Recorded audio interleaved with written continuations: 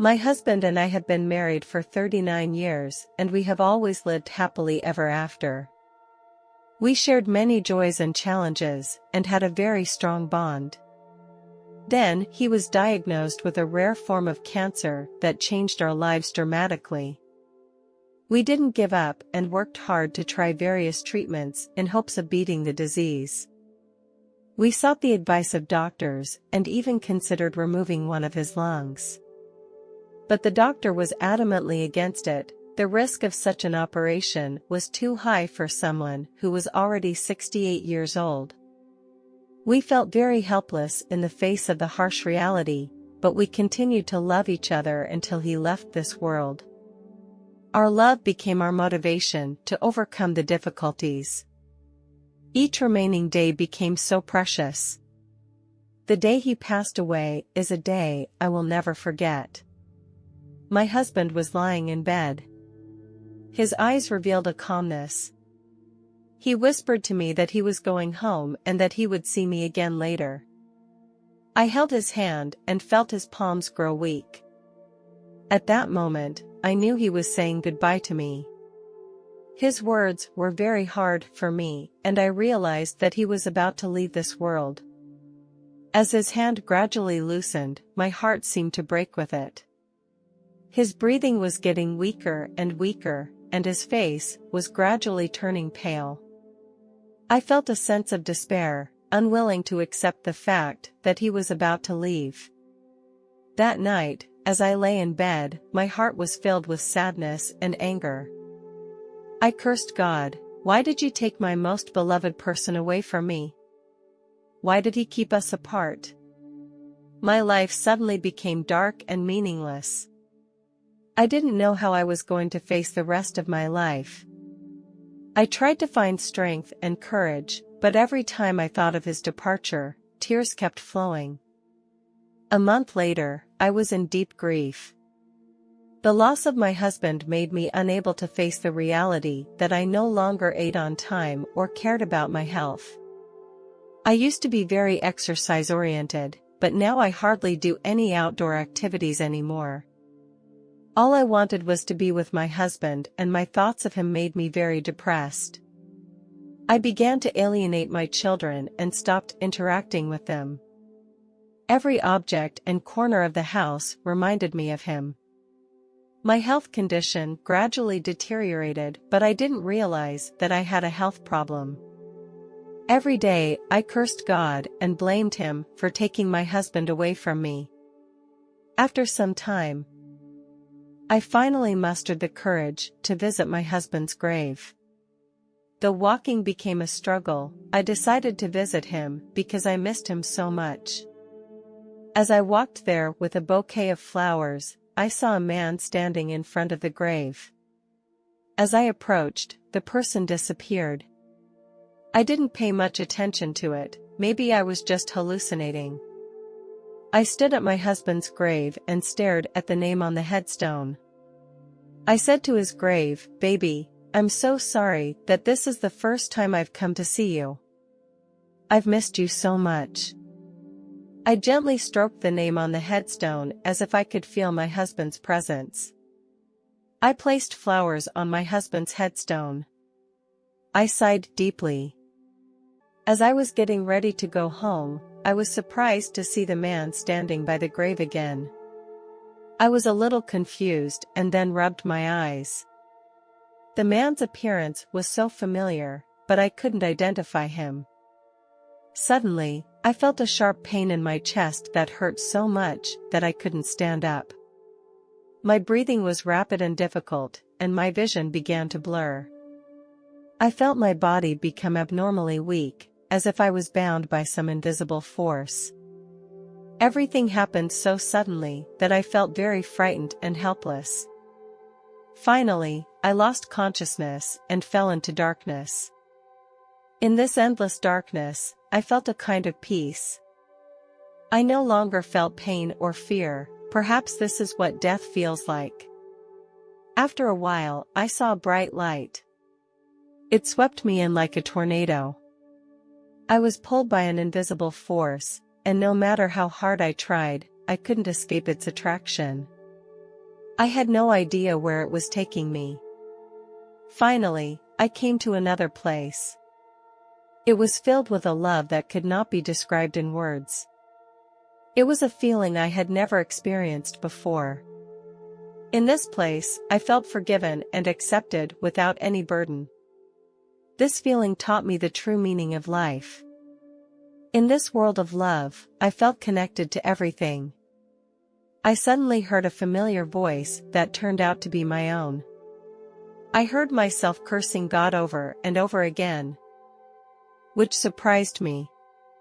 I was surprised that I had said such a thing, and I was a religious person. I was born into a Christian family and attended church regularly as a child. My father was a devout Christian who taught me to be kind and forgiving. I was supposed to have a devout heart and believe in God's love and mercy. However, I couldn't help but feel remorseful and guilty when I heard myself cursing God.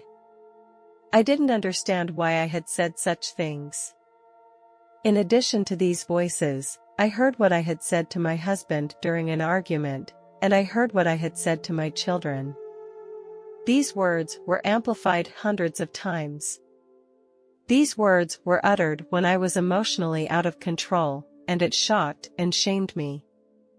When I couldn't take it anymore, I cried out to God for forgiveness. Miraculously, the voices immediately disappeared, as if my cries had touched some kind of power. Then I found myself at the bottom of a throne. The light here was so bright. I slowly adjusted to the intense glow, before I began to see that there was a man sitting on the throne. The man was tall and stately, but I couldn't make out his face, only a vague outline. He radiated an intense energy that made me feel awe and peace. In his presence, I had no secrets to hide. He could see through all my joys and pains, all my goodness and evil. I know that he is not accusing me, but forgiving me. He understands my inner struggles and imperfections, and he is willing to accept me as I am. In his presence, I feel an unconditional love, a love that transcends time and space. He said to me, "I have heard your curse on me. I brought you here so that you could vent those resentments." When I heard this, I felt fear and embarrassment. Then I couldn't help but tell the truth. "Yes, I admit I said those things. I think you took my husband away from me. He was my life, he was everything to me, and you took that away from me." Then, the man continued, "You were right, I brought him home. His time on earth is over because he has done everything he wanted to do." This statement left me in deep thought. God explained that your husband wanted to do two things in his life: marry his soul mate and raise his children with the person he loves most. And his favorite person is me. Hearing those words touched my heart so much. Then I couldn't help but ask, "Is he here?" God answered, "Yes." This answer filled my heart with joy and anticipation. I said to God, "Can I see him again?" After a long time, I finally got my answer. God said, "You can see him again." At this moment, my emotions became mixed.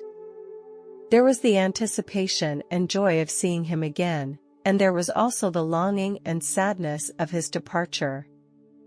I wanted to see him again, to communicate with him, to tell him that I had been thinking about him. We passed a lake that was the clearest I had ever seen. Then we went through another pasture. Everywhere we went, every place was so beautiful. Then God also took me to a place he had prepared for others. I saw one beautiful garden after another. Each place had a unique view. Finally, we came to the place he had prepared for my husband and me. The place looked exactly like our house on earth. This familiar scene made me feel like I was back in the old days. I saw my husband watering the flowers in the garden, and he was intently busy. God whispered to me to go and talk to him. I walked over to him, and when he looked up, a look of surprise crossed his face. "Why are you here? Your time hasn't come yet," he asked. I replied, "I don't know what happened or why I'm here. I really don't know." "You can't be here yet, you have to go back," said my husband. I struggled to explain that I miss you and that life without you is meaningless.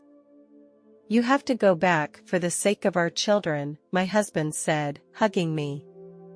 "They need you. We will meet again." He kissed me gently on the cheek. I stayed with my husband for a long time. We reminisced about the good times we had together. It felt as if we were back in time. He still told the same old jokes, just like in the past. The feeling was so familiar and warm. There we were free from any constraints, we could communicate to our heart's content and feel each other's love and warmth. There seemed to be a tacit understanding between our souls, and we could communicate with our hearts without the limitations of time and space. However, I had to leave for a while. I know that our meeting is only temporary, and we still have our respective missions. Even though we were about to part, our love would always connect us. When I awoke, I found myself passed out at my husband's grave. A janitor helped me up. He asked with concern, "Are you okay?" I replied, "Yes, I'm fine." How long had I been passed out? The administrator told me about 2 minutes. The administrator asked if I needed to call an ambulance, which I declined.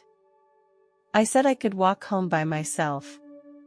These past 5 years have not been easy for me. The loss of my husband has caused me a lot of mental stress and pain. Every year on my birthday, I lament the passage of time. I believe my husband has been waiting for me in heaven. His departure has not made me feel lonely, on the contrary, I feel his companionship and guardianship.